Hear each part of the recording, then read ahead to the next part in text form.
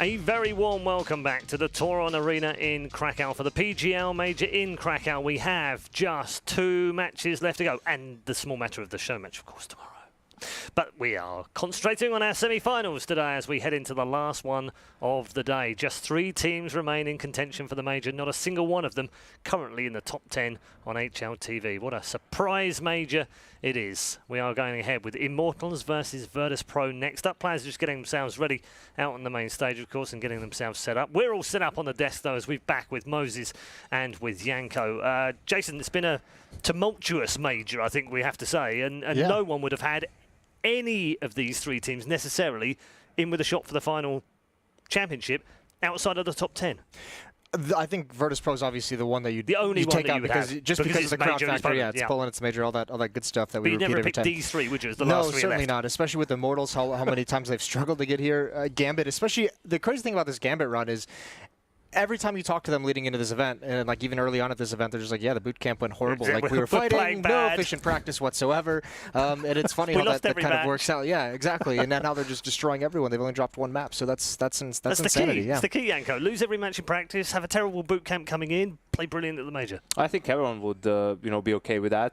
Better than to have an amazing practice, skip events, feel super prepared, then you come and then you lose to a team that you weren't really expecting to lose. But yeah, Gambit obviously the crazy story so far because they've actually had a couple of upset wins. For Immortals on the other side of things, they did have to play big in the quarterfinals, so they could have gotten some tougher draws potentially, but they're a team that right now has nothing to lose. They are aware they're playing against a VP that's in front of a home crowd, and if Immortals come into the game without any pressure, start playing super loose, then they have a potential chance of an upset here. Well, that's kind of it, isn't it, Jason? And that's kind of what Gambit came into that semi-final. They're like, we've exceeded expectations, we already wanted to be legends again, and we've now made the semi-finals top 4, more cash, more prestige. Nothing to lose against Astralis, best team on the planet right now. Exactly, and I think part of that is why we've seen so many like individual performances from some of these teams that are coming out of nowhere, like Mo with his overpass performances, like insanity at the level that he hit. On the Immortal side of things, we've seen guys like Lucas have good games here. Their Steel has been having a pretty good tournament overall. So I mean, this is where you are getting some of those players that you don't expect to step up, like right at the correct moment, right when all the pressure is on them. They're finding ways to have an impact for their team, and now especially with someone like Immortals who's we talk all about how uncomfortable they can be on a stage. They played Virtus Pro in stages. They played them in grand finals. They played them before at LANs. And as an emotional team, this is one of the areas where they can snowball this. This is an emotional moment. So if they're able to ride that, it's going to be tough, obviously, with the crowd the way it is. Yeah, I mean, we said earlier with North, they obviously didn't enjoy playing in front of the crowd, and they have had some issues like that in the past. I'm not saying they did today, but it can happen. And quite rightly, I think we would be as well. But Immortals strike me as the kind of team who will thrive on this. I'm not really sure because it's not going to be in their favor, right? When no, but that's what I think they accept the challenge of the crowd's against us, but we've got enough passion within us to carry ourselves through. I would maybe agree with you, Paul, in theory, but once I was in that arena for that quarterfinal game between Virtus Pro and North, there was no team at this tournament that could handle, that could play the same against that crowd, or if it was just a neutral crowd or whatever, because it really does have a huge effect. It's every single play. It's like cheering even when things aren't necessarily happening. So you really need to be in a specific state of mind to kind of not negate, because I think you can't negate the influence of that crowd, but minimalize it. It's a case where even if they say that and even if they believe it, like you're saying all the right things leading up to it, but once you're in that environment, it's a completely different beast. Because this crowd, sure, they probably love these guys to a certain degree. They probably find it a very exciting Counter-Strike to watch and everything. Would love to cheer for them. Not against Virtus Pro. This crowd is going to be 100% against them. God forbid they try to knife someone. Oh God, you don't want to do that. Well, we've already had more knives at this Major than any other previous. So probably like the right 2 matches. We've probably had more knives. Yeah, in those 2 matches alone. four in a row. Right, we are ready. Toron Arena, get ready, get your hands ready, get your voices ready, because the teams are about to enter the arena. Brazilian Counter-Strike has been led by the play of SK Gaming, but it has not solely been a one-team story. Yet, Immortals always stumbled when it came time to qualify for the Major, finally securing that coveted spot. They are driven by the desire to embark upon their own quest for gold, tempered by the consistent style of Bolts, who has played in the playoffs of Majors already. New talent KNG brings the kind of off-ping Brazil is famous for. Welcome on stage, Immortals.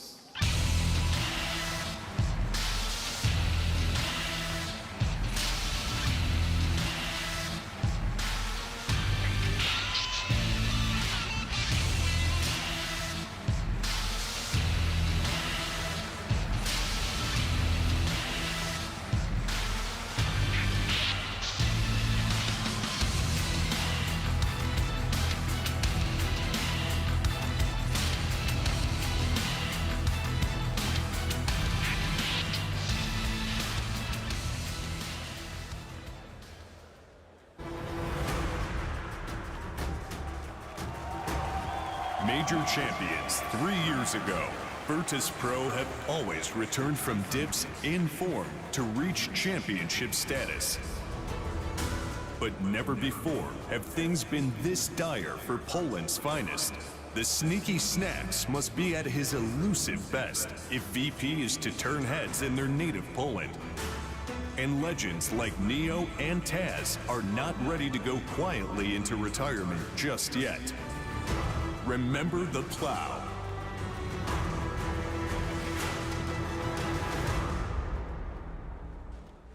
Welcome on stage, Virtus Pro.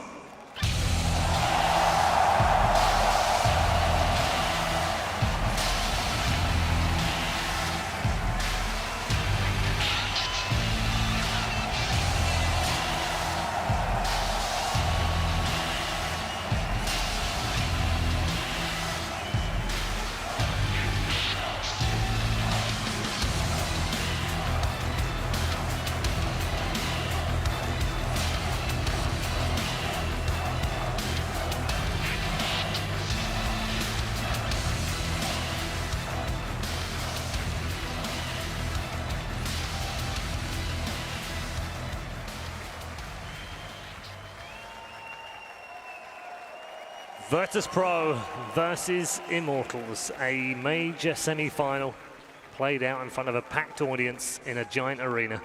How far we've come. Those players will make their way back to the booths right now, and we will get ready here at the panel itself. Janko, it's such a good scene out there. It's so well set for the Polish team. Everything seems to be on their side. Home soil, playing well this morning and this afternoon. Is there any danger that they can lose this? Have Immortals got any chance against this crowd? Yeah, they definitely have a chance. Immortals are a very flamboyant squad at the moment. Kenji has been having a great tournament. I think he's had a lot of impact with the AWP. Then if you have the likes of Henny step up or, Lucas Bolt steals one of the riflers, they can be a very dangerous lineup. Yes, a more looser play style. They don't have as much structure as some of the other teams, but they can be definitely dangerous. As I already said, they can go in this game without any pressure. They played Virtus Pro at Cologne in a best of one. They beat them there on cobblestone. Obviously, it's not the same thing now that it's the actual major and that it's here in Poland, but they're not without chances, that's for sure. These Immortal plans will go through the lineups and show you each of them as we go through. This man's going to be a key man, Jason. He is, and he's been actually, to me, he's felt rather underwhelming, and I think part of that is that they've kind of shifted away from him being like the focal point, because for a long time, in fact, when, Taz mentioned in an interview, we remember Immortals beating us in the best of 5 at Gfinity. When they did that, it was Boltz who was just an all-star. And now when they have KNG and they have Henny coming in and these guys are playing well, Steel's having good impact, it seems like a lot of that has been shifted away from Boltz, so perhaps why we're seeing some of the lower, lower numbers from him, but definitely he's one of those guys that if he does show up, much like Mo, if they get that added effort from him, if they get that added impact, that could just very well push him over the top. We were looking through the statistics earlier on GLTV, Janko, just to see where the players were right now and see whether we could find some groups of players that were doing well or, whole teams of players that were doing well. These guys have none inside the top 20 right now, which you would then say that's unusual for a semi-final team. But then just outside there, they're all 5 in the next 15 places. So they've played collectively very well, and they've all kind of stepped up when they've needed it. We haven't seen a big performance from anyone in particular, other than those, they've all done it once, if you like. They've not had one person they've relied on to get this far. Yeah, that's the thing. You don't feel like it's been a team performance throughout the tournament. It's been different players stepping up in different games, and that's kind of their win condition.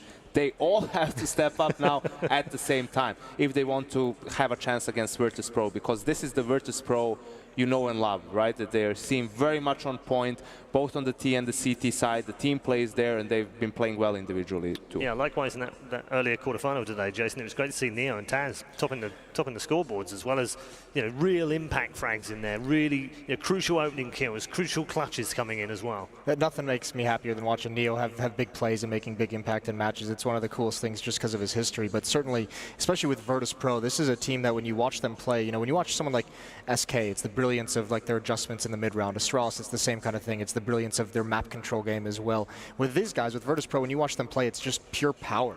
They just set up very, very good crossfires. They trade very, very well with each other. And individually, as players like Bialy, he's very good at finding multi-kills. When he comes on, you can just see it's just take an aim duel. It's no finesse to it. Even sometimes you think that they don't even know what they're doing with some of the plays that they make, but they make it work in the end. And that's just kind of one of their big strengths is kind of that fashion of just grind these out. They're a very, very good grinding team, and because of that, they're very difficult to beat. Yeah, and they also have that X factor in the team, which is the sixth sense that these guys, having played together for so long, have. We saw a good example of it on Cobble earlier on, where they were in the 1v2, which they could have lost, and instead of just going for the defuse and cover, as a normal team would do, and we would have accepted that as being fine, they threw a smoke down, didn't defuse straight away, and then they had this weird cover spot where they literally had the guy defusing, but a guy behind him directly. So even if they killed one, they could, and that happened in a couple of seconds. Well, it was something that just happened that they did. The reverse to that is we saw them play a 2-on-1 on Nuke after that, where the bomb's planted, Neo's in the upper bomb site, and Pasha's spending 20 seconds rotating outside, leaving Neo all alone. So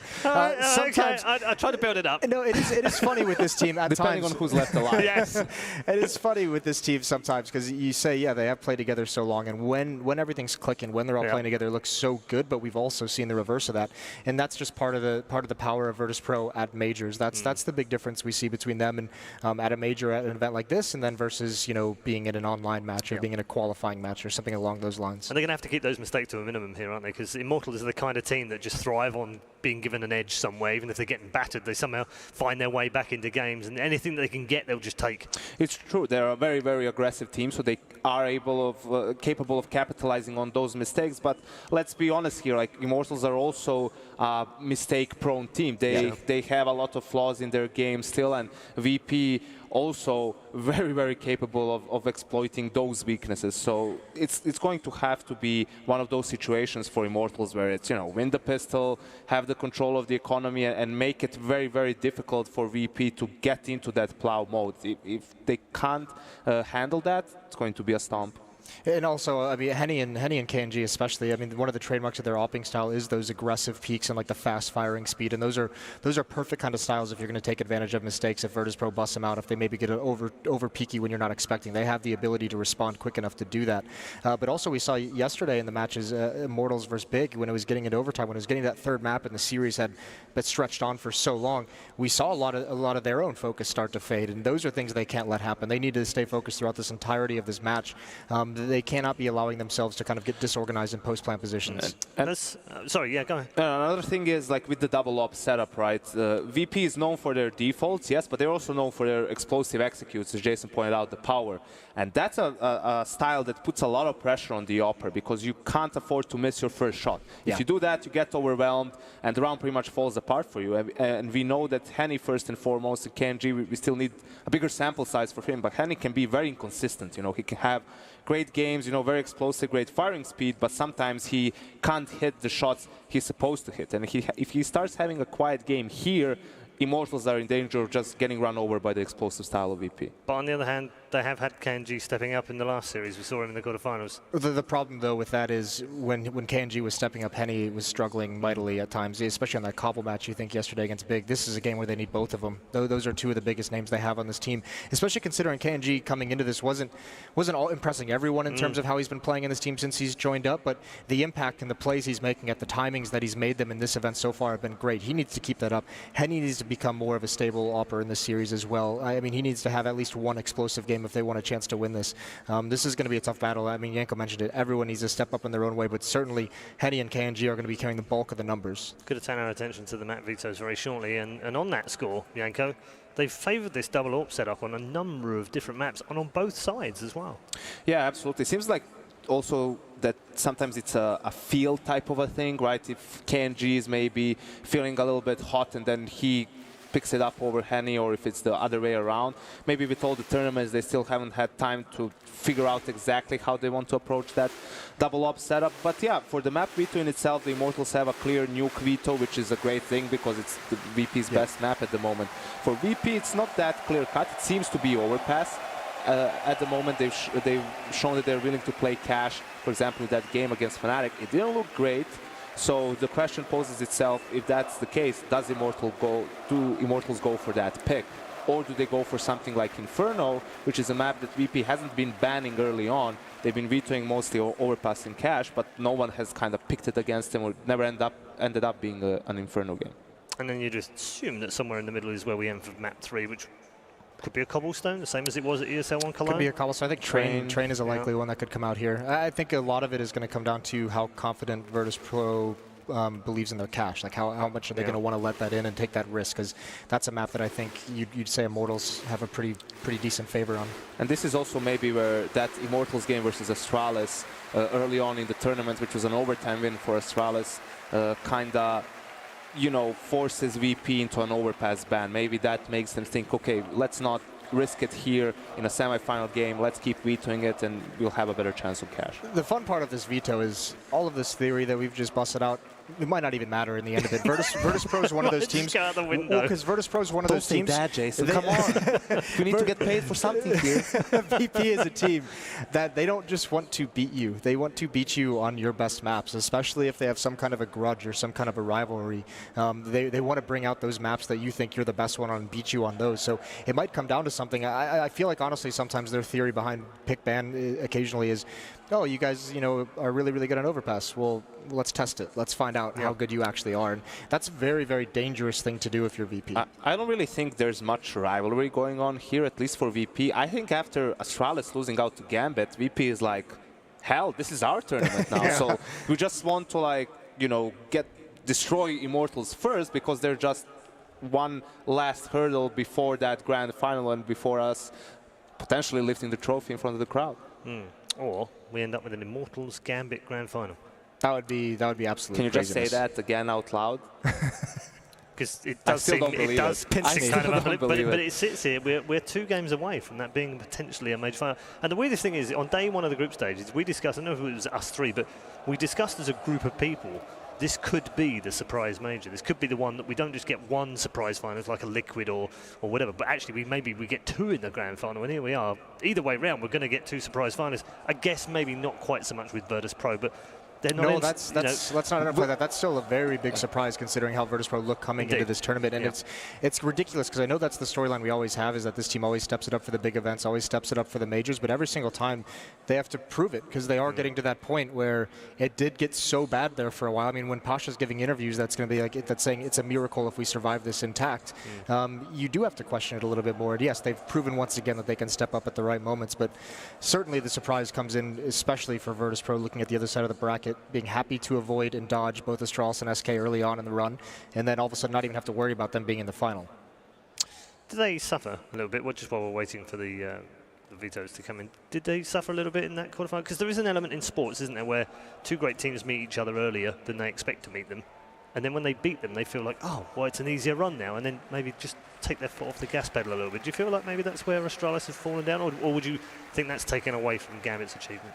I think that would take away from Gambit's achievement. I would just say that Gambit played it very, very well, and I think also there's always going to be that question, and I happen to agree with Astralis. So that skipping ESL 1 Cologne for them was a smart decision to take that week off and prepare. And I don't think there's like a great reason why they necessarily lost that Gambit game. I think Gambit just played very, very well tactically. They had individuals stepping up at the right moment. They had a heroic game out of Mo, who they don't normally get. So that's 1 win right there. They had some mistakes down the stretch, certainly, but that happens in every game. Let's put it this way: if you play that series 10 times. Gambit wins once, maybe twice, if you replay it. You know, just everything fell into place for them. Obviously, Mo in that first game, but it has to be said, they were playing the way they needed to play against Astralis. They were taking risks. They were trying to get the reads. They were getting the good reads, and Astralis didn't make any huge mistakes throughout the series. There was nothing glaring from Astralis where you would pinpoint and say, "Wow, this is like very bad for them." Except the TK. I mean, which was pivotal, but it wasn't the whole story, was it? But it did come at the wrong time. That's not even really like a strategic mistake or anything in the sense of that. I think the big thing with that series was Gambit got out to such good starts, especially on a map like Train, that even when they struggled, they had time to find the adjustment. The adjustment necessary. Janko came up with we talked about the win conditions beforehand, and he came up with, I think, 5 things they had to do, and they had to do them all perfectly, and they did. And Astralis may be on here to do one thing perfectly, and they weren't quite perfect. And that seems to be the difference between the two teams.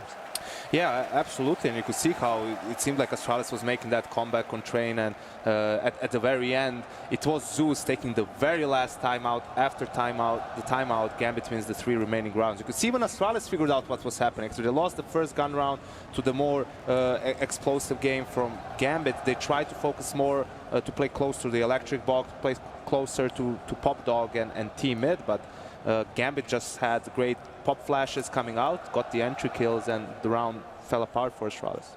Lovely Polish wave going around the arena right now as well. That's beautiful, like that. The wave. The wave, indeed. They even do 2 waves starting from the same point. Yeah, they kind of need to figure that out. It's not supposed to go like both ways. It just goes one way. No. I think that one's designed. Yeah, that's design as well. I'd never seen it before either, but the more I watched it, the more I It's think it was smart. designed. I can see the genius. Yeah, it's like a smarter version of the waves going both ways. It's quite kind of cool. I think we need more chance. But it doesn't continually loop, right? It just ends. Yeah, this is what I like about the Polish event, because the Polish fans, unlike some of the others, they have a couple of, general chants that they're using, like football or basketball, so you can kind of make that happen even in CS. So it's not just the let's go Astralis all the time, the same one thing, or USA. Hey, there's actually a little bit of creativity here. Careful, Janko. A little bit of creativity, Jason. How many NA teams were in the playoffs? 0, actually. What do you mean? What about Immortals and SK? They're not NA teams. When are you going to make North America great again? I'm working on it. Yeah, it's taken longer than With the lack expected. of in-game leaders, I've just been trying to convince Moses that he needs to go back as a player. Yeah. Because such a cerebral mind. Why do you want Imagine me what he could to do. go through the nightmare of being an in-game leader? I have no desire to do that whatsoever. There's 0. His face right now. There's 0 I think desire. you just went white with a worry or something. Yeah, you just became a ghost and pale. Please, no. Dear me.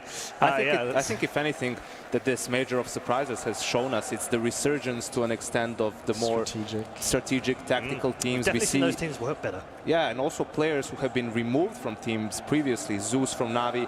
That's a specific situation, because that's where still coaches could be in-game leaders, so they were expecting their coach to in-game lead. They wanted more firepower and so on.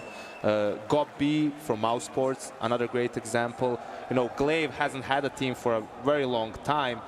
He was in a top 3 team early on in CSGO, in Western Wolves and Annexis, one of the first teams to have challenged NIP on their legendary 87 and O run. But he has had a resurgence as well, so you can see on the other side of things, the likes of Fnatic, the likes of G2, the likes of Navi to an extent with this lineup. NIP still, that they've all had failings simply because I think it's the obvious issues of not having not just the in-game leader, but a true leader. We heard it for some of the Navi players. There's too many people voicing their opinions at the same time, and there's no clear direction in their game. So that's something that these teams are really going to need to work on coming forward. And even if potential shuffles happen, I think the most important players are not going to be, the Oppers and the Star Riflers. It's going to be, or the most lucrative players are going to be the few remaining in-game leaders that are out there. Yeah, the ones with the brains, the ones that have to put it all together. I mean, Sean's turn's next.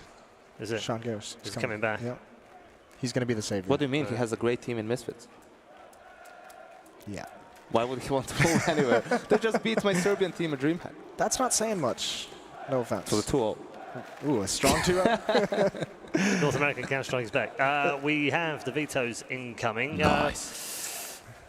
Let's see where this goes. There's the face and the eyes of a man who has focus right now, ladies and gents. Does that look like the face of Mercy? Does that look like that? Yes, that is. He's staring into your soul, Jason. I know. It was nice. It got me excited for this matchup. These guys are going to troll the map vetoes again, aren't they? I can just feel it coming. They did it yesterday. Oh, this is the best part. Or this morning. Yeah, even after the vetoes are done, you're going to have at least 10 minutes to talk about the maps, because Immortals, that's how long their huddle lasts. You feel like it does feel like it's been getting longer, I have to say. I feel like with all the insults that are coming in to hype yourself up, it does seem like on top of that, they're going through every single round of that map. So, okay, so pistol round, we do this. If we win, we do this. No, honestly, I promise you, they're not. I spoke to Steele about it, and he privately said, no, we're just trying to get into the game. But you take so long. He's like, yeah, because we take a while to pump each other up. They got to get angry, right? There we go. All right, there's the new ban. There we go. Ban from Immortal as the crowd on their can feet hear it during the vetoes. That's how crazy this is getting already. And this is going to be either cash or overpass, I would imagine. If that's the kind of risky one that we're winning about. Okay, going to be overpass. Okay. So maybe that game did influence him a little bit. Yeah, it's not exactly. Maybe even not. Yeah, it seems like just be a map they're not willing to play at the moment. They're going to go Inferno, I would imagine, since Virtus.pro hasn't even played it in the past 3 months. I imagine cash. Inferno. But this is the Astralis SK cash type of a situation, right? You pick Inferno because they haven't played it, but you don't know how they're going to play it. Yeah. So, you know, how are you going to prepare for VP on Inferno? Yes, you can focus on playing your own game, but that can be tricky. I like this. This is a big time pick from Virtus.pro as well. Mirage is not a great map for their Immortals guys. They do have a winning rate on it, but they don't play it that often. But I mean, definitely this is a bread and butter map for VP. And there's the cash map. I think it's going to be Cobbler Train at the end. I know. Yeah, it has to be one of them. Yeah, we said Cobbler earlier, didn't we? That's a great third map for these teams. And they both played it at ISO1 Cologne against each other. Immortals coming out on top in that one, 16-12.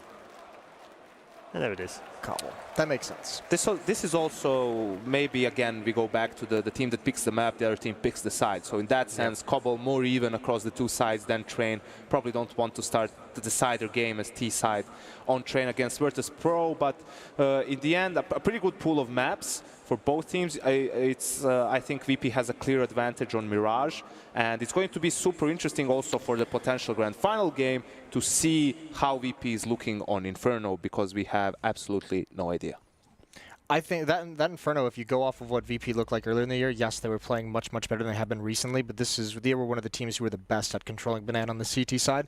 It was just never-ending aggression and nades from 2 to 3 people there, and they just controlled it so very well. Teams really couldn't get past it. That defense was like set up at the car and the wall, and there was no getting around it. Now, part of the reason why they might have gone away from it is because that did start to get figured out a little bit, but this is a map that they've always been dangerous on with how aggressive they can be. Pasha, especially over towards alternate mid with the AWP, some of his most iconic moments are being dominant with the op on that side. So, which way are we going, is the question now. VP. I'm taking VP as well for this one. You're quite confident about it. It's just like VP. Listen, pretty blasé about it. I mean, come on, man. It's my job here to find silver linings, Paul, but let's not kid ourselves. I mean, VP in front of this crowd, this is going to be a quick one, and we can all go and have some food. You couldn't think of a Polish beer? Tiskie. There it is. Very nice. Yeah. I just want pierogies. Yeah, also very nice. But we do have potentially 3 maps here. Yes. Is it going all the way? No. Okay. Very decisive from Jason, as usual. No, I like...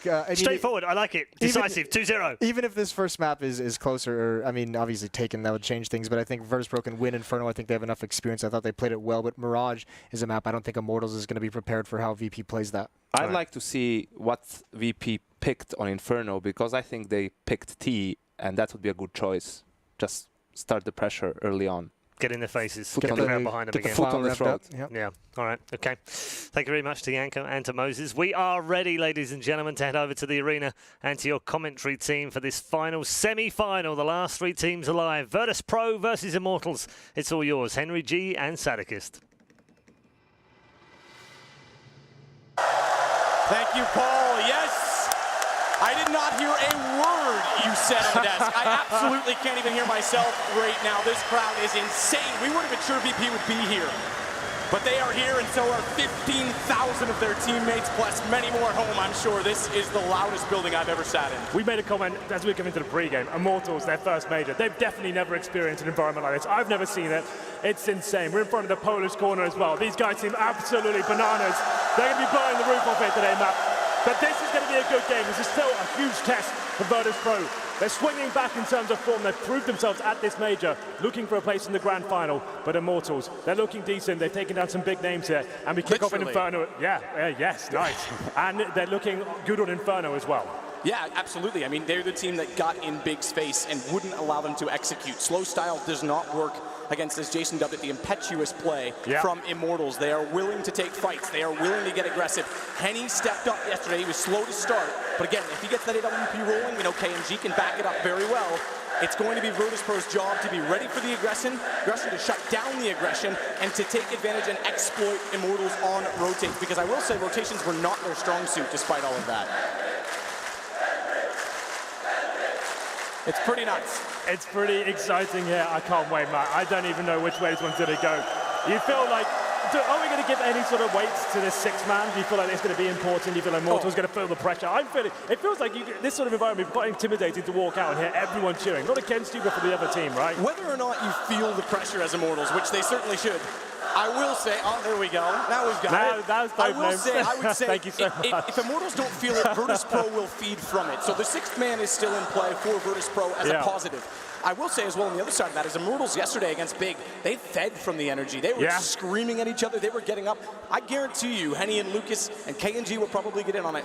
They will stand up and they won't look at Virtus.pro to taunt. They're going to look at everyone in this crowd and say, bring it on. I know they're going to feed from it as well. That might have been one of the most emotional games of Counter-Strike I've seen. We had peripherals smashed. We had comments made from the booths. Some questionable like bits of dialogue where people are trying to transcribe from the lip reading. So it was an amazing game. I'm sure you'll see more of that today. It's going to be so cool to see this one kick off. I think 3 maps is definitely possible. The fact we have Inferno as well, you saw the statistics there for Virtus.pro. It's not a map they played that much anymore. Historically, I used to think it was one of their best. I used to love watching on this. Like 2015, I thought the utilities on the CT side, I thought it was second to none. I thought it was fantastic, but they do not play it as much as they used to. And in the best of 3, they have to let something slip by. Inferno, still a bit of a wild card. The way they're playing right now, they definitely still could win this map, but I don't think it's going to be a clean run at all. Pasha's looked good on an AWP. He's more CT-sided. He's very good at holding angles, which in some ways you could think mean on this terrorist side, if Immortals are going to get aggressive, he could hold the bottom and middle and get lucky that they get over-aggressive on their peaks. I still think ops are a massive factor, but watch for speed and entries on the VP side. They're going to start CT side on Cobblestone because it is Immortals' pick.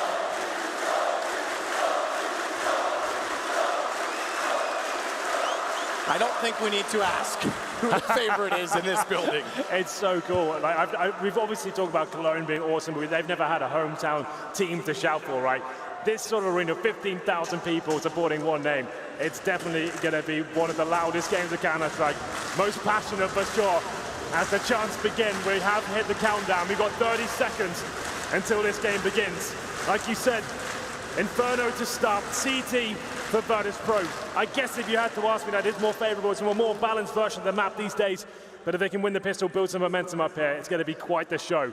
Immortals, their work cut out for them here. Like we said, their first ever major map. They've tried 4 times before, they've made it, and they're in a semi-final. What a great showing at their first big event. Unbelievable showing. And you're right as to say, we've never really had a crowd this much behind any team before. It's going to be an absolute evident performance by them. But we still have to see Virtus.pro get out of the traps hot. We have to see them start and take control of the game. Starting CT side, I think, is massive because, again, yesterday Immortals were able to control the pace so much earlier. Virtus.pro have a chance to allow the pace to build in their hands now. Ladies and gentlemen, I don't think I have to ask you too much here. You're already in the mood. But here it comes, Immortals versus the hometown favorites, Virtus.pro. Let's make some noise! 3 sets of armor for the CTs, names are plenty as well. We've got 2 smokes, flashbangs to work with here on the Immortals side, and PD50 for Bolt as well. And it looks like we've got some aggressive play as well. Virtus.pro pushing down emphatically, Bialy leading the charge, trying to find the first frag. I said they'd set the pace on CT. I thought they'd let it dictate itself. They seemingly want to fight. Bialy gets low to the mid position, and he's actually going to go underpass. He could catch them off quickly because smoke went down. He's perfectly between them, but he's got to get the kill early because his back is going to be turned. Good fight, Neo adds to it, but as we watch off camera, KNG and Lucas give the advantage to Immortals with a bomb down. They slipped in behind through the apartments quickly. Bialy wants to retake toward them. There's one in Boiler. Shot toward the hallway. He realizes that KNG's missed it, going for the reload. He's got to jump away and buy time. And Bialy's going to commit to the chase. There's no kit for Bialy to play with. There's no kit for Virtus.pro at all. The kills have to come quick, and they're not. Bialy's down to 2 HP. Taz is left alone. He's gonna go aggressive. Bialy's joined back in to distract. Is Bialy's job. He's gotten Lucas busy. Gives Taz a chance. Steel gets the kill. Immortals start off with the pistol. They do indeed. The aggressive play from Virtus Pro. They're trying to get in the grill, set the tone of the match. It's unorthodox pushing 4 players down middle like that. Bialy, he had to be the disruptor. He had to find that first kill down second middle, found himself in a difficult position as he fell back. Immortals in front of him as well, going for the apartments. They outpositioned them, and 1 player in second middle just bought so much time that the bomb goes down. The retake began, and like you said, no kits available for Virtus Pro. Meant Immortals do indeed pick up the pistol here. We're not going to have the force buy from Virtus Pro. More conservative approach here. We're going to have P250s, Deagles, 5.7s, but 5 smoke grenades. That's what they opted for. That's where they've kind of made the decision to try and be more defensive here. Lock out Immortals as long as possible, ride that clock down, make them feel uncomfortable, and see if the crossfires with the pistols will work out for them. A 4-player stack towards B at the start. They were hoping Immortals make a mistake and rush B at the very start of the round. It hasn't happened, and we do see Neo indeed fall back. In terms of firepower, Taz has a Desert Eagle. Immortals with 3 AK-47s, 2 SMGs to work with as well, and a default round. This is what you like to see from a T-side anti-force buy situation. We're going to hold up in the default, bleed out any sort of utility, get information, work out there's a stack, and play like this. Have the buddy system rolling. Try and get any sort of refrag. If you get any danger here, you get the refrag straight away. Pasha's the one toward the arch. Lucas spots the shoulder. Slight damage in, not a huge amount from the AK. Just 66 left for Pasha to work with. Has a smoke. They've got 3 of them. Pasha making contact seems to lead off toward B, where smokes are actually more effective, as we know, through single choke points. Leaves Bialy and Neo alone toward A. Commitment from Immortals. Lucas is going to be the first one to get close enough to make contact. He's got to be a little bit cautious of his positioning. Wary of the fact that Neo is behind the half wall. Bialy is going to bait it and wait underneath the balcony.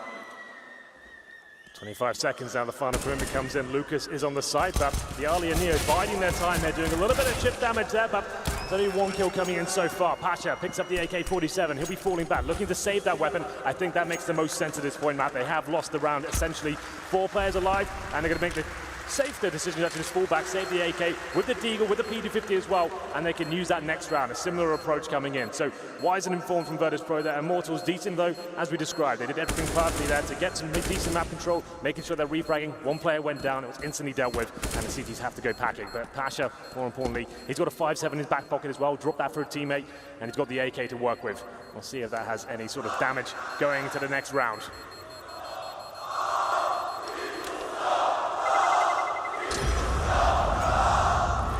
AK, as the fans come alive, will be carried over early for the Virtus Pro side. UMPs stay in the hands of Henny and Bolts. What's KMG do? Because he's the one that lost the gun. Doesn't have armor, doesn't have anything. He's not made a decision. Okay, back to an AK-47. You could see perhaps that he would think about saving for an AWP, but Henny's the one that has an SMG that can build the cache. 3 smokes coming out once again. They have a bit of a buffer here, Virtus Pro, considering they didn't get the armor in the previous round. The 5.7 gets dropped, and like we said, Pasha biceps. He's got the armor. He bought some body armor. He's going to try and cause some damage here. We'll have a look at his position. Going towards B at the start once again. They went for that 4-man stack. Deciding against it, Pasha still going to stay at the B side for now. Neo rotates back over to Bialy. That's where the pistols will be. They're hoping the B side of play works out for them here, but once again, controlled, methodical play from Immortals. Looking quite disciplined this tournament, I have to say. It's quite refreshing. They were always the erratic team who try to get in there as quickly as possible and try and find frags, but this is a nice approach so far. Bolts and Henny, they work towards Banana, but their teammates with the bomb is controlling apartments for now. So the AK for Pasha stays top B. Towards CT to be completely exact. The Snacks rotates around.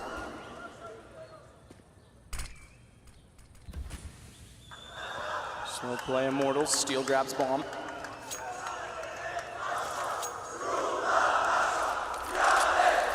Neo is the one that's made contact early. They've actually bypassed his position. Steel next up. Lucas hits the shot before he even needs to peek the corner, so opening entry point. Pasha again stays over toward B. They'll let him stay for a while. I take that back, excuse me, he's inside. Rotated towards CT, but I don't imagine if they make contact and get the site cleanly, he'll go back for it. Taz, good find on the Deagle. That kill might change that prediction because the problem is they want to keep that AK. Now, obviously, if they can bring that into another round, it's going to be massive for them, yeah. So kills coming in, they'll immediately back off and give the round up. Give it away because AK is more important at this point. save the AK-47 for sure. They've got a UMP on that side of the map as well, so that's beneficial. Going to that first gun round, they did invest quite a lot into that round in terms of smoke grenades, patching in the body armor as well. Definitely wants to save that rifle. Immortals know it. You see KNG and Steel making their way towards the B site, trying to take them down. Taz, he's patrolling CT spawn, only got that SMG. It's Pasha who's done the new boxes. He can find a couple of kills here and start to get himself in towards the game. He finds these frags, he can actually take the AK into the next round, but that's going to be a difficult task in itself. You can see that he's heavily committing and succeeding by the looks of things as well. They find Pasha. And they want the gun back. Taz can't get any more than a single kill. We'll give him a little bit of damage and money on the SMG.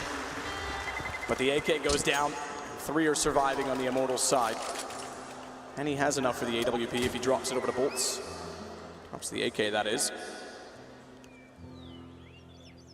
And really... Okay, I was going to say, pause. I imagine it's technical. It's a headset issue. It appears to be for Pasha. I've got a headset issue too, Henry. It's that I can't hear anything inside of my own ears. Yeah, but it certainly makes things exciting, right? Yeah, you know, it's all good. We can handle that for now. 3-0 for Immortal. It's the first gun round. The buy's not going to be amazing for VP. Sure, they didn't completely force buy into it, but they only saved themselves about $500 in that second round. So the AWP, it's possible. Taz would have to drop it, and he'd be lacking utility, potentially body armor as well, depending on which way he went with it. They have 1 kit so far, a couple of M4s purchased. Immortals patiently lie in wait here. Henny has brought out the AWP. I was going to say, yeah, so he did drop to Bolts. Leaves Bolts with 5,600, 4,950 for Lucas. Got a bit built up. Rest of the buy. As Virtus Pro and Iceland salute each other. Well, the rest of them will not buy it. Remember as well, let's not forget, Immortals had no choice but to be patient because Henny caused 1 delay yesterday, and Lucas caused another, both which were very avoidable. Yep, if you're wondering what we're referencing there, Henny actually punched his mouse in anger yesterday. His only mouse, just to note as well, didn't have a spare. That's a good point. Punched that, broke the right mouse button. As an AWPer, that's not great. And hopefully he's learned his lesson. That won't be happening again today. You do indeed have Zowie sponsoring the sort of mouse. I'm sure we've got plenty of mouses in the back. Plenty of mice. No, plural for PC mice is mouses. His mouse still, really? Yep. Well, didn't know that. There you go. The more you know every day. You invented the language. Pasha teaches it at the Pasha London School. He does, he does. He does a very good job as well. Maybe he would have taught me that. Well, AWP for Henny, like you said. Unorthodox to kick that off so quickly on the T side. It's a difficult weapon to really get rolling with. But up against the weaker money of Virtus Pro, I guess it makes sense. You're not going to have anyone dueling you at the very start. You can get a little bit closer, go for the opening duels yourself. This is the call you make. I mean, Taz, if he really wanted to, at 5,400, could drop an op over. It limits him. Exactly. I was going to say, I'm not 100% sure I'd be on board with it. He's going to drop it to Pasha. Pasha's already got an M4, but he's just shy of the mark of getting himself an AWP.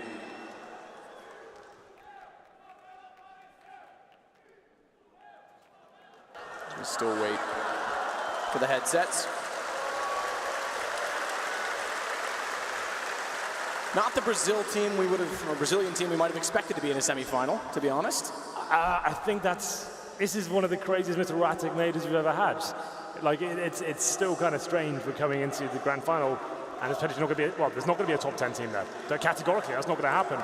Virtus Pro, they go deep in almost every single major they attend. They're always being expected to bounce back. It's such a cliche and boring thing we're saying at this point, but it's true. They're here at the major once again, battling for place in the grand final, so you can't argue with the results, really. They and Fnatic are the only 2 teams that have been legends at every single major. Yeah. Not to mention, like you said, it's been unpredictable. Gambit is in the final. Congratulations to them. Great performance against not only every one of the group stages, but Astralis in a semi-final. A team that had question marks around them coming into this tournament. We hadn't seen them for so long. They had been off the radar. They hadn't really attended many tournaments, and just completely running away with this tournament, getting to the grand final, the first team there. I don't think anyone was going to be able to predict that. We thought playoffs were always possible for those guys, but grand final, I wouldn't have ever guessed that. So just to keep you updated on the server, it is indeed Pasha with the headset issue at the moment. Normally quite easy to sort out. He uses in-ears as well, so maybe he has to get those replaced. He's disconnected from the server, so it'll be a PC restart. And hopefully we'll be underway very shortly. If you're just joining us, you haven't missed much. It's the first map of the semi-final. Virtus Pro versus Immortals.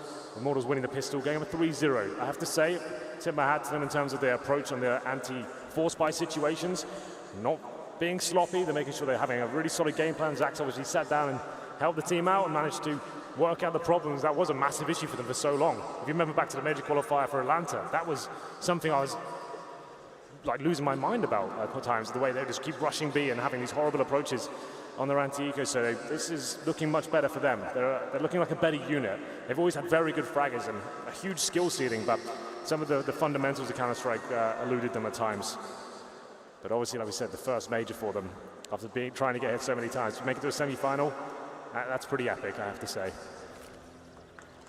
Oh, we get back underway. First gun round.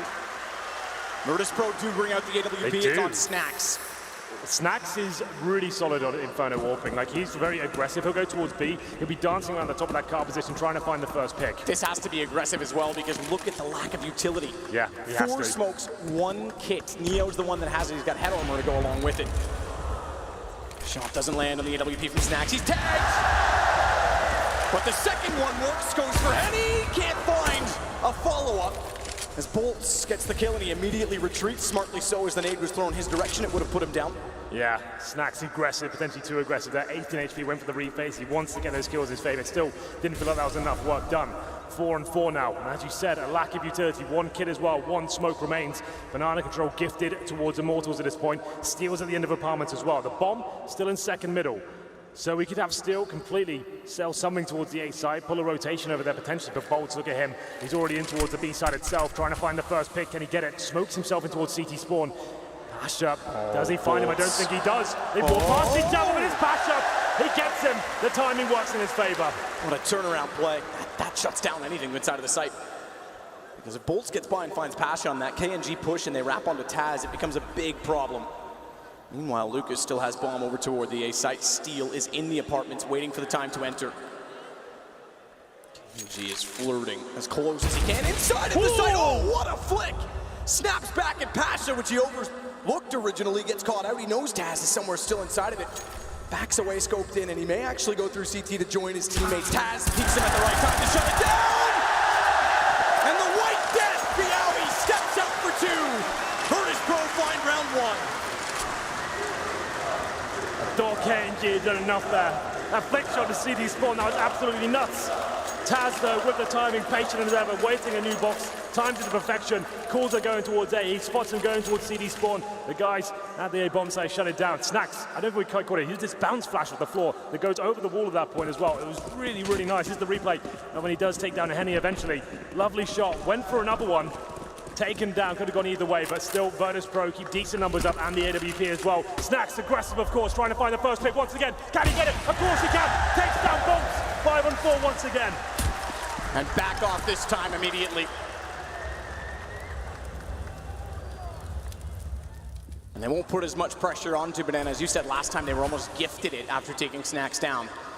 Yeah. They're given room to work with, but they won't go for it. They're scared now. This is why Snacks is so good at orbing Inferno. He's just relentless. He doesn't care. He's not scared. He wants to get in their faces. Flashes over. Did the same thing last round. He does it in the second as well. It's currently 3-1 in Virtus Pro, but they've got the man advantage round number 5. And he's still the AWP. Money is limited for Immortals as well. You can see they've got a Galil, only 3 smokes remaining themselves. And he's hoping a mistake is made, but Snacks boosts up his teammate. That's Taz.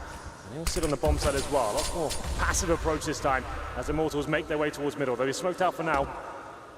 That's the play here. Presumably wait for the smoke to subside and allow Henny to try and find the next pick. Flash over, Henny jumps through. Archway covered as well. Very passive angle to hold for Pasha. Goes all the way to Moto. In fact, he's going to go inside of the site, so they have to be cautious of an arch wrap.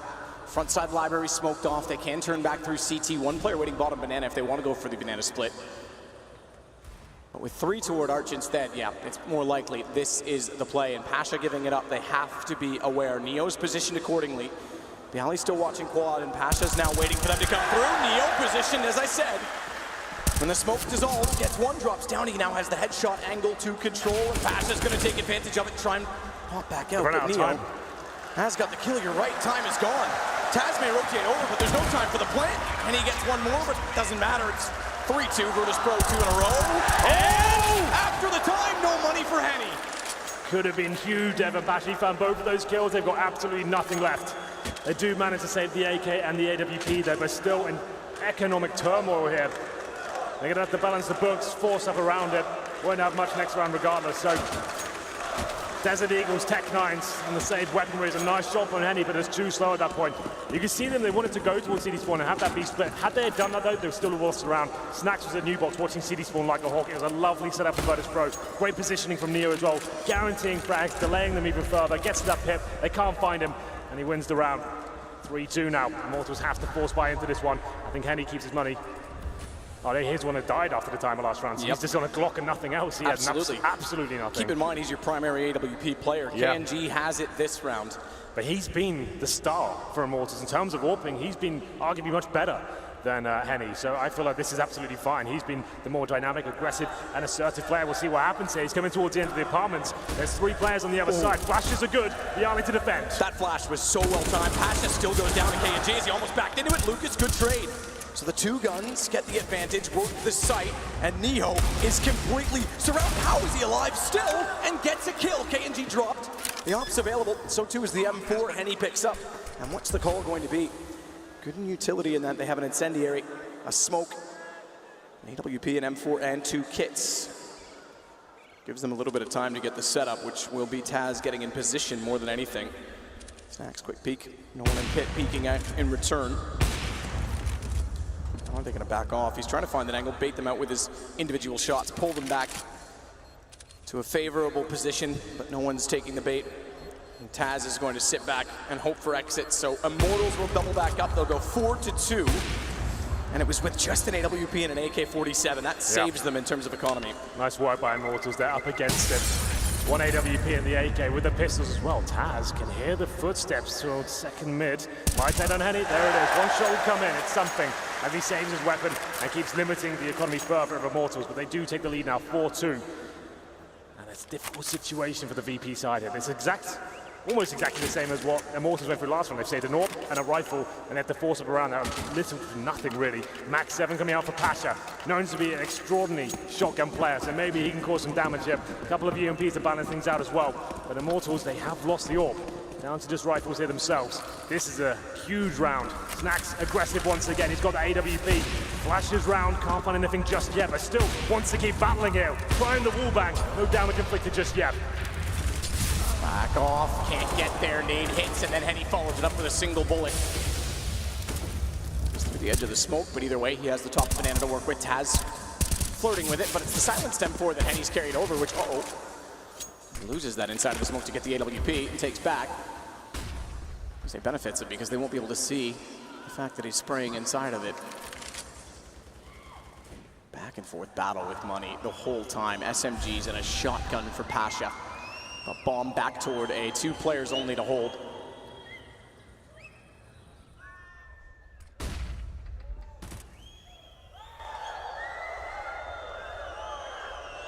Push back over from Neo. Quick check to Arch side. No, they are not there yet. They are going. Good find from Steel. We catch it just as we snap back into first person. Leaves only 1 in the A site. Yeah. KNG should hold for rotations. They'll push B. Bomb will wait for further information. KNG goes all the way back around a factory library. Neo's a sitting duck. Shoulder spotted already. Steel wants to bait him out, make him go aggressive.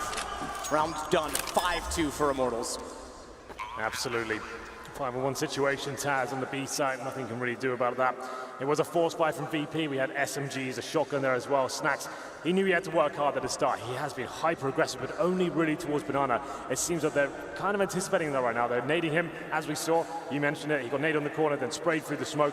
He is great at going aggressive, but it seems like they've kind of got his number at this point. It's going to be Taz to go down out of the hands of Bolts to finish things off there. That should call for an eco of the VP side. Only got second saves loss bonus. That means $1,900 per player. As you can see, that was coming up on your screens momentarily. It's about 2K. So nothing really can be purchased around this one. Have to take the eco. Maybe P250 is the best. 2,400 on top of this. It's not really worth it if you get the P250s out. I think every last dollar is going to count at this point. Maybe just rush down middle, get it over with. See what you can do. Go for some refrags, but the thing is, Immortals have been so good at these rounds. I don't think they're giving up a single frag this time. Bialy, he gets taken down to 37 very early on in the round there. Keep in mind that if Big didn't, well, Lagia have a whiff on the pistol, not to point out one player in an overall series, but Theta won the pistol on the CT side yesterday. They were shutting down Immortals quite effectively. The fact that Immortals already are up to 5 rounds and now in control of the money is a bit worrying for VP because we know how aggressive they will get on CT. We know how in the face and confident they are. Taz is in a bit of problem, a bit of trouble. Been tagged, burned, and pushed back. Snacks is still waiting to get baited in.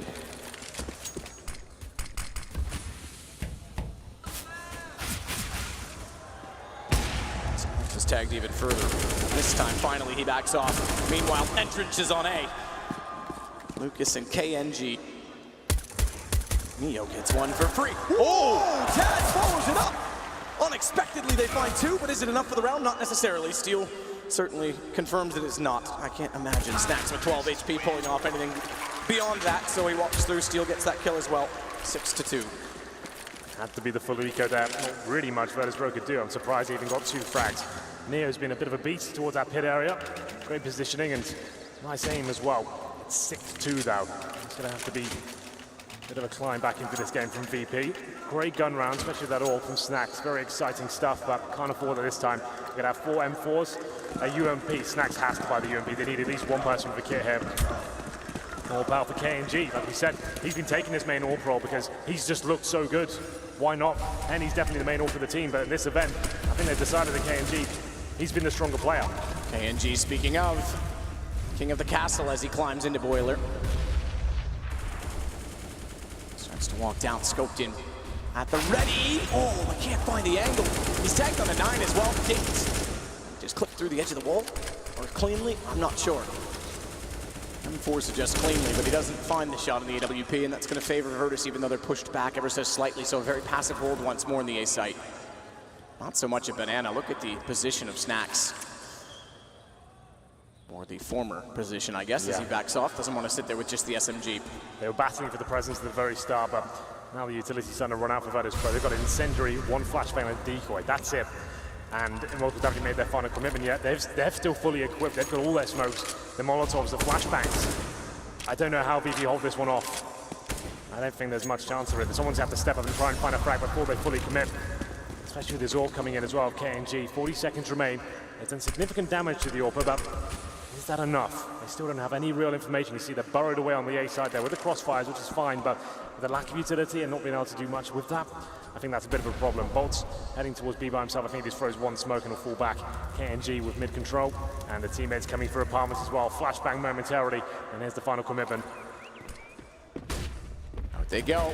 Quickly, Neo, he looked up. He's still not realized they're directly above. Will fire eventually. It swings out. Still he has more company though at the balcony. A quick rotation back with 5 HP.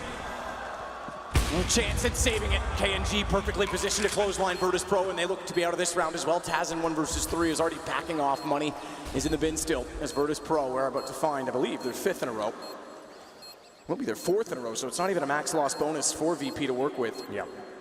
And we're going to call a timeout as well for VP, which makes sense. Just need to calm things down. What's going on the problem here? They're either going super aggressive or they're very passive. I think that round needs a mixture of the both. We had to be flashing over and challenging for a frag at least towards that mid position. It seemed very difficult to hold them off. You could see, Matt, when they came in at the apartments, arch and quad side, you need to be able to smoke off one of those areas. You need an incendiary at the apartments at least, so Neo can help out Bialy towards the quad. He's had nothing to work with there. It's too much to manage.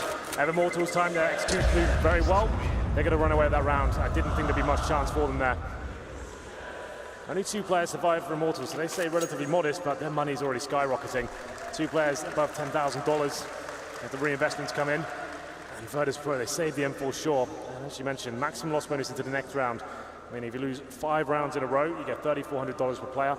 But if they're saved him for right now, there's not really much you can do. You can justify some 5-7s, maybe some HE grenades, made down towards Banana, try and challenge that. But Immortals have been so good. They've been so disciplined. They're not giving anything away at the very start. Anything you want to try and do is aggressive at the very start. You're not finding anything.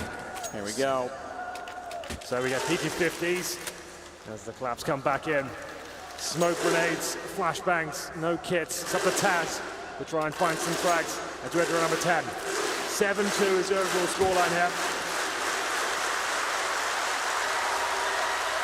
The pause comes through. And VP find anything with this situation.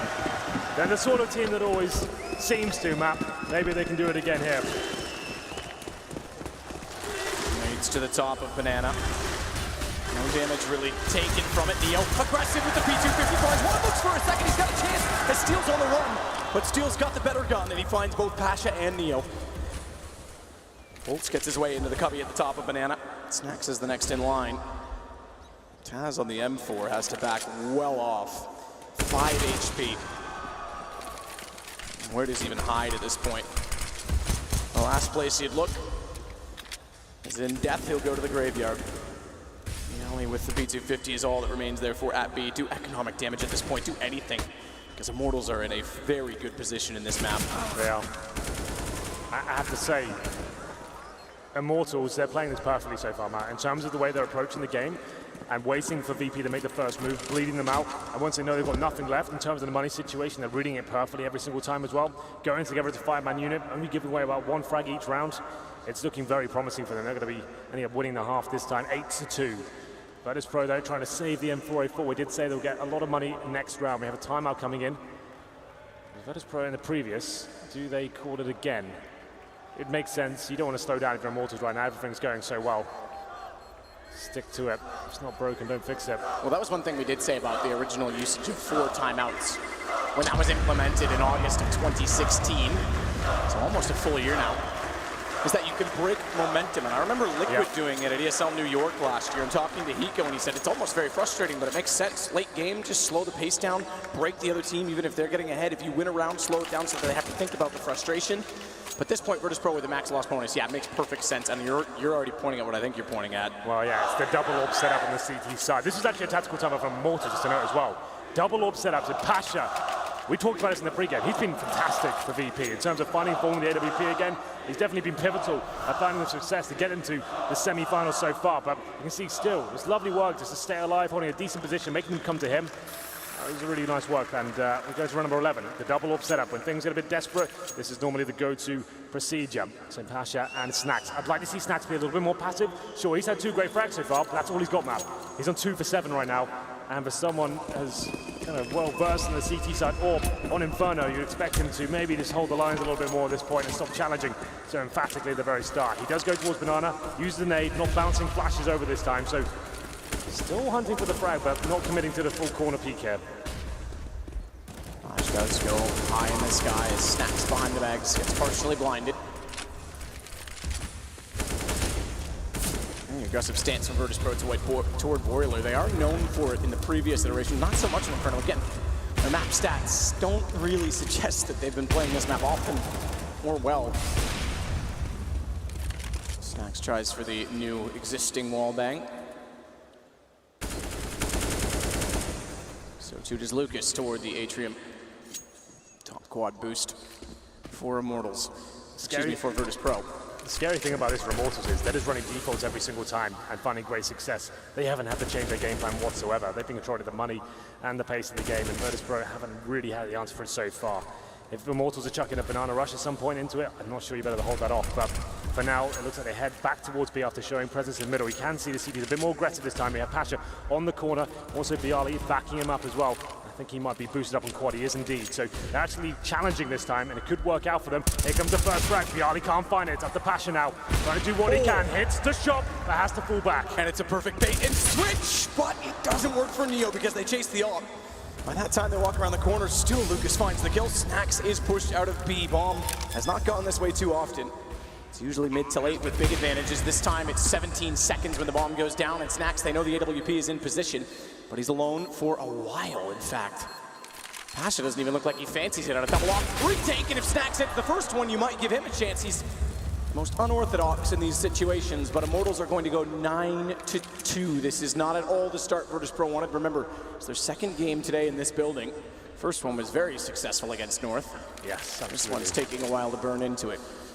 Well, it's, like we said, it's a map we don't usually see them on that often, and Immortals have looked very good on this recently. The first team to shut down big on this map. They were 3-0 here. They shut down SK Gaming, FaZe, Cloud9. Immortals were the first team to beat them on it, so that's something in itself. That just goes to show you they're very comfortable on this map, and Virtus Pro, maybe not so much. That was the first time they brought out the double AWP setup. Didn't really get that much done again. They're smoked out at the very start. The defaults are good. Virtus Pro actively fighting for more frag to the start. That Bialy boosted on the quad position. Pasha was beneath him with the AWP as well. Even Neo was getting stuck in the quad side.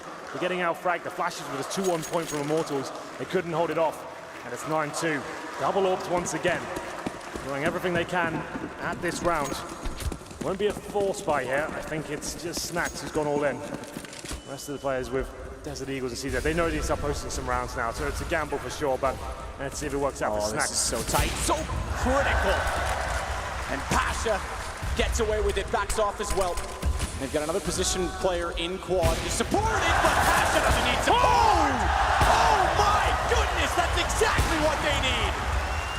Oh, now they're getting fired up. Pasha, what on earth was that? The third shot through the smoke as well. You just knew he was going to hit it after he got the first two. It was meant to be.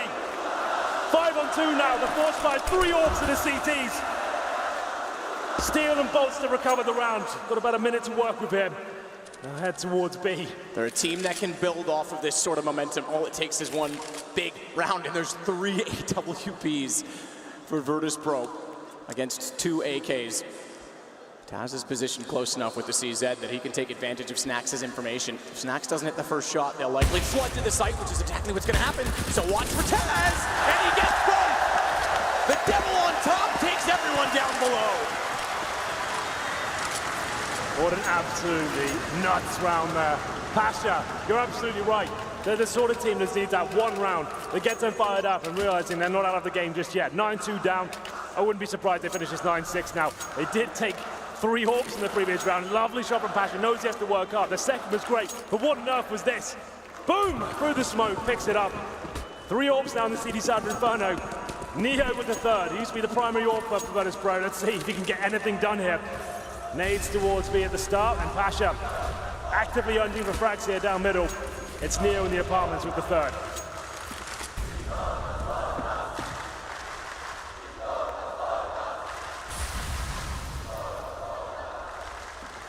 Neo. Listen for the apartments. Can you imagine? That would have been incredible. Good leg shot onto Steel, at least, for damage. And they stay with a triple op. Fair enough. Why not just get 5 out, boys? Well, we go towards the A side, towards apartments again. This would be a fast commitment, a change of pace. All 4 players here, flashed out by Henny. Neo with the orb, it's not ideal. Surely he gets taken down here. Good shot, Neo. Shotgun EWP, no chance on the second, but Bialy, he's there. He's still not there to find another, but Neo still continues on the balcony. Goes back with the deagle. Flash himself back into position. That'll allow Bialy to re-peek as well. They go for it, they'll push them back. Taz shows up, Taz puts them down, and this is the Virtus Pro coming alive. Yeah, now they're getting stuck in. Then they get rid of, oh no, they still have 3 Orcs. I think, yeah, Neo's just like, you know what, that's enough for me. Yeah, enough's enough. That was awkward. I've had my fun. He hit some great shots, both nose goes right, but it's not an ideal weapon there. Absolutely not. He was lucky to stay alive as long as he did, bailed out by Bialy at that point. If he hits that shot, you're fair play, keep it, you're on fire, but I think this is the right choice. Get rid of that third orb, and we go into another standard round here. Pasha now, he's looking like he's feeling it. 3 players towards B. It's a banana rush. I said it could be coming, Matt. Will it work out? But there's still a few leagues off the shore. Well, they fight the flashing lure. There's 2 inside of the site still after getting 1 kill, and I assure you it's not what they expected it to be. And they'll still taste the hook of a doll hook in their lips because Snax is still waiting. They're still waiting. It's as useless as a rod without a reel if he doesn't get baited in, but he's still gonna go. He's waiting, he's lining, he's got 1. They still have no idea, but he misses the second shot. Captain spotted napping with his first mate at the wheel. He's still alone and alive, down by bolts and an aid. Bialy goes back for more. Steel, Henny, and Bolts have the sight. Bialy has an AK. He's got 1 already. Good response from Henny. Great quick skills on the AWP, but Neo, the next in line. He's got it down to the 1-on-1, no plant, 58 seconds. They can afford to get into an exchange before bomb does go down, and Henny is more than welcome to it because the AWP has a favorable angle at new box. Only 2 ways to get through for Neo. Flash was already thrown. He has no further nades to work with. There may be some down toward coffins. I didn't quite catch what was left on the players that passed.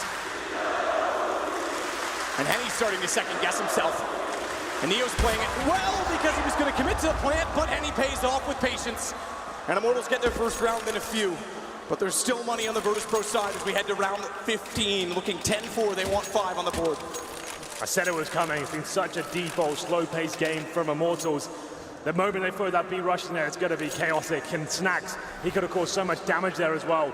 The fact he was stuck in the cubby for so long behind the smoke, but he's had the worst weapon for the job. As soon as you fire one off with a 2.5 reset, you've got to try and get back in the cover. If he doesn't nail that second shot, he's done for.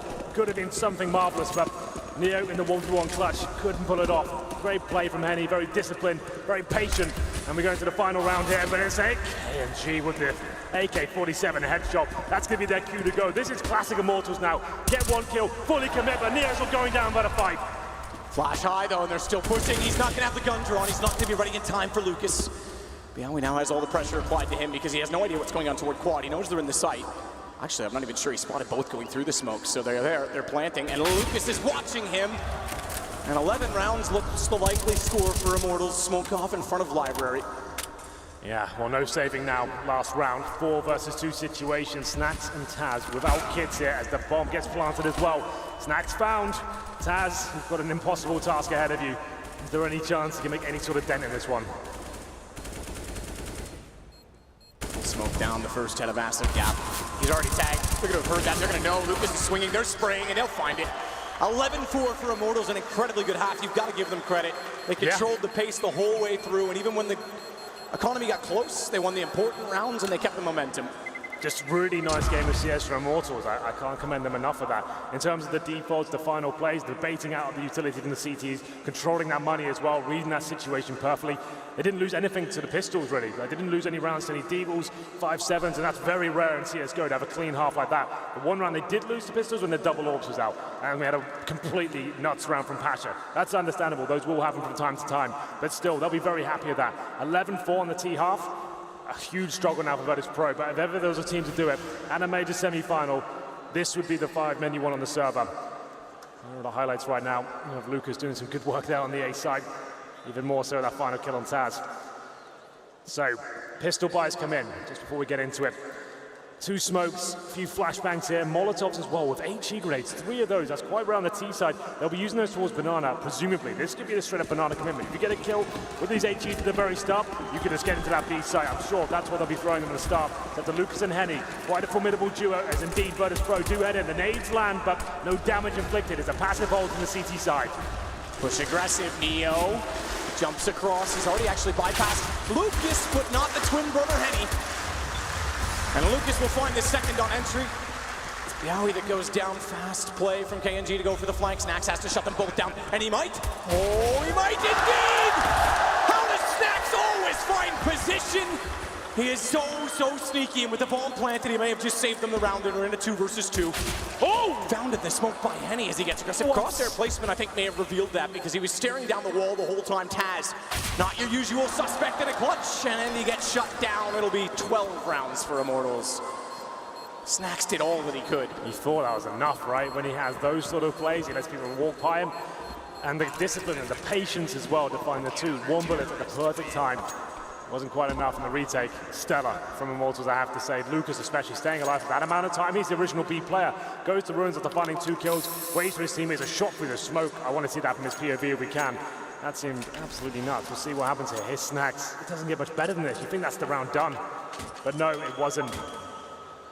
It is indeed 12-4 now after winning the pistol. And we've got the force spike coming in from Virtus Pro. 1 AK-47 for Taz. Neo with the head armor as well. Not everyone commits, will be fine. So we go to the first gun round. Taz probably goes down to a Tech 9. That's if they don't win this round. It's an audacious approach. We'll see if it works out, but it's up to Taz now to deliver something quite special at a desperate time. They have to go for it. Pasha's already pushed down Rush and Banana. If they had a bit of crossfire established, which Taz does get at least 1, they could have capitalized on that. When they get out in the open at the top of the stairs, they'll smoke it off. Instead, Lucas sprays through to find 1. Thankfully, for the sake of Virtus Pro, it's not Taz on the AK that goes down. They will pick up the SMG that they pushed with. The first kill found against Henny left that in the open. And they'll adjust it, take the palm back over toward the apartment, stack position toward the balcony itself. Still a 4-4. Time to work up here as well, but not really much in terms of the old utility. It's going to be a nice position from Bolts there, but could get caught out. Nice HG is at the BL, take him down, doesn't work out. They've got to commit at this point, but Bolts mowing them down with the SMG. I think he's done enough. His teammates rotate in as well, but still taken down. Snacks has a chance here with the AK-47. What on earth was that? More than a chance! He picks up the AK from Taz and gets them all! Low HP found the headshot, and if we get the replay, watch the spray transfer. Lightning fast from Snacks, and they'll steal the round. Gets tagged, stays on 100 and down to 4 as he gets the second after hitting K&G. My God, that was fast. Taz couldn't believe it. It's just like, what in God's name was that? Oh my goodness, they're back just when things are looking bleak. The AK-47, the solo AK, it's made an appearance here once at the major so far, and the hands are simple. It delivers once again. Snacks, that was something special. Round number 18, CZs, the Eagles 5-7s. It's a forced fight from Immortals in return, but Virtus Pro now. That's the lifeline they needed. It's got to take it round by round at this point. Immortals to try and give them the exact same treatment in return here. Can they do anything with the CZs? Snacks is a hero. Sits with the AWP on the bait, almost gets the pistol round back. Twice overlooked in that time. Yeah, he's turned up the play today. How fast was that? They wouldn't even known what hit them. K&G does go back out for one more. They've got to be careful because the SMG goes to an untradeable position at the Archers. Taz tries to spray it down. Him backing off is going to cause for concern as well, because if he rotates to the library, what's going on around Moto? Where's the second player that's waiting to be pulled towards? Oh, touchdown with the nade. Snacks goes to 50.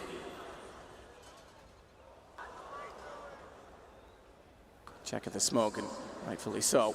But they'll back off. They don't have enough information to commit. They can't give away any guns. Lucas doesn't land with the deagle in hand. Smoke down, slows the play. 30 seconds to go, and Henny's gonna wait oranges 2. So a little bit further back, it means they're deeper in the sight by the time he's spotted. Push through, blinded up, but overlooked. The gap inside of the smoke cost them. Pasha's gotta push all the way around. Henny does get back in, and Lucas is joined. They've got it all in control. A pinch, a play with 15 seconds, and it's down to just Taz, with bomb still in hand. Low HP, gets the second, but Bolts is in better position with the AK picked up. And another round stolen back, Immortals regain control. You could see Virtus Pro don't feel comfortable in those sort of rounds. The game plan wasn't as clean, wasn't as crisp as what Immortals are bringing to the table on their anti-force buys. You could see they were trying to gain that map control, find the first pick. As soon as Immortals got their first kill, Virtus Pro went into panic mode. The smokes, I'm not really sure what they were going for there. You can see that doesn't really make much sense. There's lots of angles and gaps available for them. CTs weren't flashed. That was sloppy, unfortunately. As he round number 19, 13-5, has to be the force buy in return. Snacks, he's got the AK-47. Tech-9's around him, trying to find another wondrous play here, but I don't think it's going to happen because they're getting completely melted by the Molotovs here. Near down to 30 points of health, and the TT's looking to battle here as well. Good find. They pull Henny out from the depths of the site, and he had no one with him. The problem is the gun's not yet grabbable. It is as soon as they go for entry. Smoke down to CT, that should be soon. Bolts. That's damage in. So much damage that Lucas is just going to be on cleanup, and that's exactly the case. So well controlled and contained again by the Brazilians. 14 rounds, 2 to go. And map Problem 1 will be done. Look at the money map. What do you do here? Pick your poison time, really. You either allow more, take an eco and allow Mortals to get to match point, or map point, I should say, with 10 in the bag, or you force buy and try and steal it away. Looks like they have to allow them, not purchasing a single thing here. Glocks, 10 map points for Immortals. That's okay. If they somehow win their round of 1 PT50, I don't see a world that that happens, but we'll see if they can cause any sort of damage here. And they go again. Fine from Taz. So they find the opening pick. That's not the problem. It's the guns and the lack thereof. As Taz gets steal as well, Bolts is still able to resume the lead for Immortals. Pick your poison. Poison will be played for overtime at this point, unless Taz does something, I would say, even bigger than what Snacks did in New York at this point. Goes all the way back down to the bottom of the alt mid. Bomb's dropped as well at the bottom of Banana. That's not even the concern at this point for Immortals, because that's fine to know where the bomb is. They know where he is, so they're just controlling it on the map. Real escape.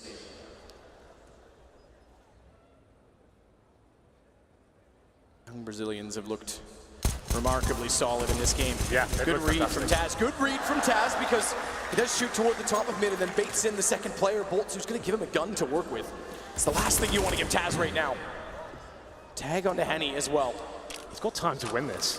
There is a chance. He's got 3 kills so far. Immortals, who have been so sound in terms of their anti-force buy approaches so far, giving a little bit too much away. They're still fine. The bomb's still down at Banana. One of them locking him in at T-spawn as well. Top of B will be Henny. He's got the M4 in hand, and Taz, he's just hoping that someone makes a mistake here. I don't think he gets this. It's peculiar positioning from Lucas. The timing, I think, is going to be off because Taz went to top mid. Lucas was expecting him to go down towards spawn to cross. Thankfully, he gets back, so they have an angle to watch both, and he does catch Taz. Best efforts, good attempt. Getting the AK nearly made it possible. And it's not going to be a popular opinion in this building, Matt, but you have to think back to the rounds Virtus.pro have won so far.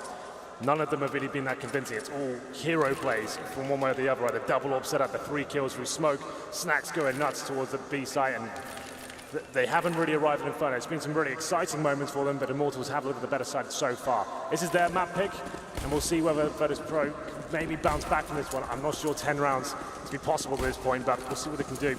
Round number 21, 5 AK-47s, smoke's available, flashbangs there as well.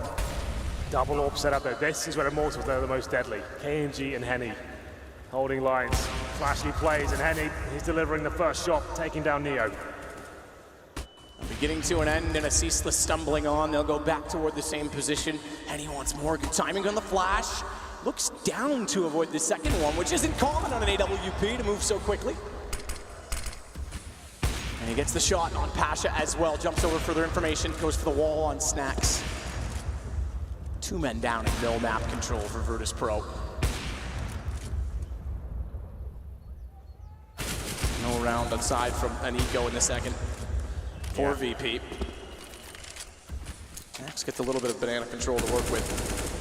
Taz and Biawi, though, go back toward A, which has not yet been contested too often or commonly. And KNG on the second AWP is in a position where he's going to get smoked off at Arch. That pushes him back, but it still means they have to confront him eventually. Look at Snacks' lurk, though. Double smoke. This could be huge. This could be everything for Snacks. Lucas is going to have no idea. He's opened up position. Bomb's heading back toward B. If he gets the second kill as well, oh, he doesn't realize he's not going to go for Henny. He's going to actually cut off rotations, but doesn't get the gun in time. A bit of confusion on the call. I think Bialy was hoping they would rotate back over toward B. If he just circled to find Henny, they may have opened B, but now it's all to play for. 4 versus 2, 4 versus 1, and it's all going to be done. Bolts gives Immortal the win. Map 1 in a best of 3, it's 2 to go. But it might not even get that far if they keep playing as they are. Yeah, unfortunately with Virtus.pro, as I mentioned, just for that one concluded. In terms of their general approach, it seemed that they were lacking. The rounds they were winning was down to some amazing plays from individuals. It wasn't a team effort. It felt like 16-5, that kind of tells the whole story. Sure, we had some really hype moments there, some crazy kind of rounds that were unexpected and some really clever stuff from Snacks, but generally, Immortals, they did look the better side, and that's understandable. They have beaten one of the best teams at this event on that map earlier. They looked great throughout. And the T-side especially, I was just very happy with the general approach. It's nice default play. As I mentioned, I was hoping the Banana Rush comes in. Just as they're getting used to what you're doing, they take a pause, you throw that Banana Rush in, and it actually just set the tone throughout. They were in complete control of that game. Some amazing moments from Virtus.pro, to be fair. It's nice to see them. It's quite promising, I think, knowing that Snacks is playing like that today. And we move on to Mirage next. And I think that's when they start arriving, potentially. I mean, hopefully, yeah. It's a map they're known for. Again, Snacks is a player who always shows up on it and very, very creative. But I don't know about you, Henry. Either I need to stop drinking tequila or get your deodorant to sponsor me, or we're going to go back to the desk and Paul. Yeah, it does look pretty hot out there, Matt. I hope you get a chance to get a break in between the two maps. Game 1 goes the way of the Brazilians. They move to just 1 map away from playing in their first ever major final against Gambit. Can Virtus.pro come back? I'm sure that the crowd are certainly hoping so. They're going to take a break, clear their heads, and perhaps set their sights on the second map. We've done the same thing here at the panel with Moses and Yanko to break things down. Yanko, we'll start with you. That's a great performance by Immortals on Inferno. Absolutely, spectacular one, and especially by Lucas, who had a great game individually, but just the way that Immortals approached the game is the way they were supposed to do it, without any fear. You saw a lot of contact plays, grouping up, even trying to end rounds early and then throwing in 1 or 2 very slow rounds to just change the pace pretty much, and VP needs to realize Immortals are not just going to roll over and die here because of them playing in front of their home crowd. Like, they cannot afford to underestimate them. They need to step up their game and treat them like an actual contender, an actual opponent. Didn't seem too affected by the crowd though, Immortals, did they? Well, they silenced him pretty quick, and they kept him quiet for the most part, always responding, and that was the thing. Virtus.pro got into this economic hell, and we always talk about how important the economy is across pretty much every map at Counter-Strike. It's a huge portion of the game, but the reason why Inferno is called, Kerrigan in an interview said, economy is king on Inferno, and because the reason for that is once Immortals has control of it, Virtus.pro is forced to play so passive because you don't have utility. You can't do the pop flash peaks that could slow down the contact plays. That would have been a great counter for it if they could just find some timing. They had so many rounds where Immortals were just able to walk up into choke points, but they can't do that because they don't have the utility. They can't challenge top mid control because they don't have the smokes, they don't have the Molotovs and the flashes to fall back if needed if they do get pressured. And Immortals was just able to take advantage of all of it. That defense over at the A bomb site was so passive and so late into the half. The only really effective thing that Virtus.pro seemed to have going for him on the defensive side of things was the AWPs, was Snax and Pasha when they had the ops. I mean, there was a brilliant run from Pasha, and Snax over at B a couple times got some picks, but that's just not enough, especially considering it's the most expensive weapon in the game. You can see the Immortals team didn't celebrate quite as animatedly as they usually do. There was a little bit more reservedness in there because they know there's only half the job done. Which is very scary, right? Because, that means they're just treating this, this is just the first step. We need to, win one of the remaining 2 maps and we're in the grand final. They really do seem more control and more focused, than what we're used to from them usually. This team has grown. We've seen them grown since the major qualifier when they were like that. When Steel was saying, we do shut down and our comms do get bad and we do have to rely on pure emotion and make sure we're playing at the best that we possibly can. This is starting to look like a whole different team. It is, isn't it? I wonder if some advice from other Brazilians has been coming their way over the last couple of days. The scoreboard presented to you by Boomio is on your screen right now. Shows Lucas with, what doesn't look that flashy, 25-8, but 1.88 KD and then 111.3 ADR in there. That's a monster game. It's very reminiscent from the match we just saw, right? The other semifinal where Mo had that incredible game on the first map. This is another player. I mean, I mentioned he'd done it a couple times, but still surprising to see Luke's at the top here. And what you hate to see is Bialy and Snax at the bottom of the scoreboard on the side of VP, not just because they're the ones expected to carry the most weight, but also you look at the positions, right? Bialy towards that pit area, towards A with Neo. That's where VP was struggling a lot with the explosive plays from Immortals out of the A apartments with just a simple pop flash, and then Snax towards B. Yes, he would get an op entry kill sometimes, but then he would re-peek unnecessarily, give that advantage away.